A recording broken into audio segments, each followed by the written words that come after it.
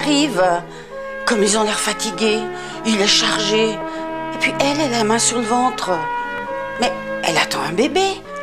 Ils viennent d'où? Ah, de Nazareth. Et ils arrivent à Bethléem. Bonjour, monsieur. Bonjour. Est-ce que vous avez une place dans votre hôtel? Parce que vous comprenez, ma femme va accoucher. J'ai besoin d'un lit, d'un espace. Oh, mon bon monsieur, mais tout est plein, tout est plein. Mais vous comprenez, c'est à cause du recensement. C'est quoi le recensement? Mais c'est se faire inscrire par les Romains dans la ville où votre papa est né. Ah bon? Et vous, monsieur? Est-ce que vous avez une place dans votre auberge? Ah ben non. Ah non, non, non, c'est plein, mais jusque sur le toit. Vous n'avez vraiment rien? Ma femme va avoir un bébé. Écoutez, j'y pense. Juste derrière l'auberge, j'ai une étable. J'y mets mes chèvres, mes moutons, un âne. Est-ce que ça vous conviendrait? Eh bien oui, d'accord. Et c'est comme ça que Marie et Joseph ont élu domicile dans une étable avec les animaux. Là au moins, ben, il fait chaud, ils sont à l'abri de la pluie si jamais il pleut. Il y a de la paille. Il y a aussi une petite mangeoire. On dit c'est une crèche. Et c'est là qu'ils vont s'installer pour passer 1, 2, 3 jours, même plus, puisqu'il n'y a aucune place dans les auberges et dans les hôtels de Bethléem. Et c'est dans cette étable que Jésus est né. On l'a tout de suite mis vers sa maman. Je suis sûre que Marie et Joseph avaient tout prévu. Des petites chemises, des langes. Et puis, Joseph est là. Et il a préparé dans la paille, avec une petite couverture, de quoi coucher leur nouveau bébé.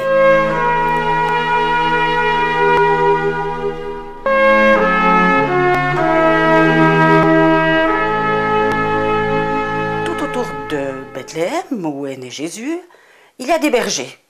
Des bergers qui gardent leurs troupeaux dans la nuit pour que les voleurs ne viennent pas voler les moutons. Ces bergers, c'est des gens...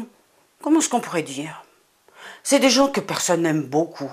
Ils sont un peu sales, ils ne savent pas lire, ils ne savent pas écrire, ils n'ont pas beaucoup d'éducation. La seule chose qu'ils savent faire, c'est garder les moutons la nuit. J'imagine qu'ils doivent dormir le jour, mais bref, ils gardent les moutons la nuit. Et cette nuit-là, autour de Bethléem, comme d'habitude, les bergers gardent leurs moutons. Quand tout à coup, regardez les bergers, ils sont à 4 pattes par terre, ils se précipitent. Mais qu'est-ce que c'est? La nuit a disparu, il y a une immense lumière, énorme. Et puis, pas seulement de la lumière, mais un bruit de vent, un bruit de... Et puis un bruit de chant. Qu'est-ce que c'est? Des fantômes? Mais non, c'est des anges. Et qu'est-ce qu'ils disent, ces anges? Eh bien, ils annoncent que Jésus est né. Alors l'ange leur a dit quelque chose d'extraordinaire. Descendez à Bethléem, laissez-vous moutons, descendez à Bethléem et vous allez trouver, juste derrière l'auberge, là, il y a une étable et dedans, vous allez trouver le Fils de Dieu, le petit roi qui vient de naître. Alors les bergers ont laissé leurs moutons. Ils se sont levés, ils ont couru jusqu'en bas les collines, ils ont couru jusqu'à Bethléem, ils ont cherché dans la ville, l'auberge elle est là, ah oui, l'étable elle est juste là derrière, et ils sont entrés. Et qu'est-ce qu'ils ont vu? Ils ont vu Marie, qui était en train de s'occuper de son petit garçon couché dans la crèche.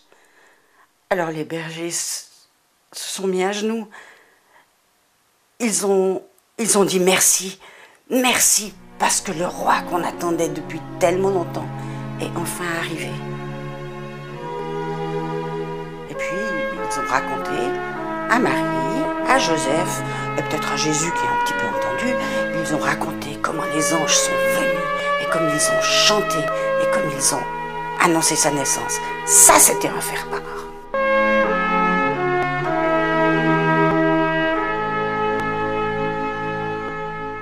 Très loin de Bethléem, vivaient des savants. Et ces savants, toutes les nuits, ils regardaient les étoiles avec leur longue vue. Ils sortaient dans le désert et ils observaient. Et voilà qu'un soir, et t'as vu? Regarde! Regarde cette étoile! Mais elle est énorme! Et puis attends, elle avance! Oh, écoute, quand une étoile comme ça apparaît, ça veut dire qu'il y a un roi qui est né. On va se préparer, on va prendre des cadeaux et on va aller le saluer. Alors, c'est ce qu'ils ont fait. Ils ont préparé leurs chameaux, leurs cadeaux, du parfum, de l'or, etc. Et ils se sont mis en route. Et tous les soirs, au moment où la nuit tombait, on voyait l'étoile qui avançait dans le ciel. Et eux, ils marchaient derrière l'étoile. Qu'est-ce qu'on fait quand un roi est né? Eh bien, on va dans le palais du roi. Alors, nos savants sont arrivés dans le pays où Jésus est né et ils sont allés dans le palais du roi.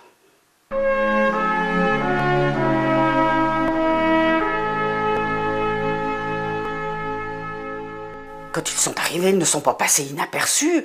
Les gardes leur ont ouvert la porte. Ils sont rentrés dans le palais et ils ont demandé au roi Hérode, « Majesté, vous avez eu un fils ?» Alors là, Hérode s'est posé des questions. Mais non, il n'a pas eu de petit prince dans son palais. Est-ce qu'il y aurait un autre roi qui pourrait me remplacer? Alors, il a fait appel à ses propres savants. Parce que eux, ils devaient savoir quelque chose. Ils sont venus avec leurs livres. Et le roi a demandé, « Est-ce que vous avez entendu parler d'un roi qui pourrait venir me remplacer ?» Ils ont ouvert leurs livres et ils ont dit, « Oui, il semble qu'un roi va naître à Bethléem. » Alors Hérode a dit aux savants qui venaient du désert en suivant l'étoile, il leur a dit, allez à Bethléem, vous verrez, vous allez le trouver. Et puis quand vous lui aurez donné vos cadeaux, eh bien, venez me le dire, moi aussi j'irai l'adorer. Et le menteur. Alors, les savants du désert ont quitté le palais du roi Hérode à Jérusalem et se sont dirigés, toujours conduits par l'étoile, du côté de Bethléem, quelques kilomètres plus loin. Ils sont entrés dans Bethléem. L'étoile ne s'est pas arrêtée sur le premier autel, elle ne s'est pas arrêtée sur le deuxième non plus, mais juste en dessus d'une étable. Alors ils sont descendus de leur chameau, je pense qu'ils ont regardé à droite, à gauche, et puis ils sont rentrés. Et qu'est-ce qu'ils ont vu? Une maman, Marie, avec son petit garçon dans les bras. Alors, ils ont posé tous leurs cadeaux. Il y avait de l'or, du parfum. Et puis, ils lui ont raconté tout ce qui s'était passé. Mais au moment de retourner à Jérusalem, voir Hérode, ce que Hérode leur avait demandé, un ange les a avertis dans un rêve en leur disant, écoutez, surtout, ne repartez pas pour Jérusalem, parce que Hérode a des mauvaises intentions. Alors eux, tout discrètement, ils sont retournés dans leur pays par un autre chemin, plein de souvenirs, en se disant, c'est vrai, on a vu un grand roi, c'est le roi promis par Dieu, c'est le Messie.